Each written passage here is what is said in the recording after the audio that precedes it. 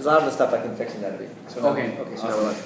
Hey, it's Brian Rosen here. How are you from Rosen Retail? And we are, or I have the pleasure of being in El Salvador, creating go-to-market strategy. How do you pronounce it? Cihuatán. Cihuatán. And today I've had the pleasure of seeing some Mayan ruins, seeing the distillery, seeing the sugarcane factory, and then working on how to get this really kick-ass rum into the States. But what I want to talk about for just a few minutes is about your coffee world. And introduce yourself, please, and talk about your coffee world, because there's a real parallel going on between coffee and artisanal spirits. So I want to kind of go down that road. My family business is that we're coffee producers. We're the 5th generation of coffee producers in our family. And what we do is we grow coffee in several farms in El Salvador, taking care of every single detail in the production. Then we harvest it and process it at our own sugar mill, and then we sell it to clients all over the world.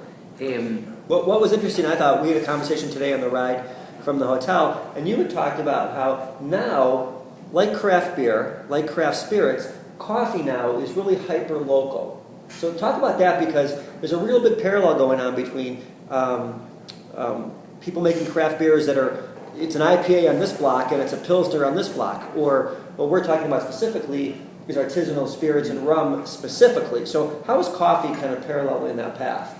Well, very much so. In coffee, at least in the case of our company, we're not just selling coffee by origin in terms of country. We're selling it in terms of origin by farm, so we can sell you the coffee from one specific farm. And not only that, we can sell you coffee from one specific section of that farm. Right. So we've done a lot of work in terms of identifying the different characteristics in the cup profile that come from different microclimates. It's amazing. So we have a really good traceability system that keeps track of the coffee all throughout the process to be able to preserve those characteristics. And we have clients from all over the world who are actually roasters who come every year to visit us to select which of those coffees are the ones that they're going to buy that year. So when you think about what's going on in the craft beer world and the artisanal spirit world, and I talk about this all the time to my subscribers, is that there's only so many drinkers out there. So your products are just stealing drinkers from other drinkers, and coffee is the same, right?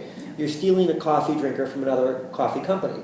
Exactly. And rum, for instance, the rum that we're making is completely artisanal and sourced, bottled, and shipped from the exact same location. And I don't think many spirits in any category can say that.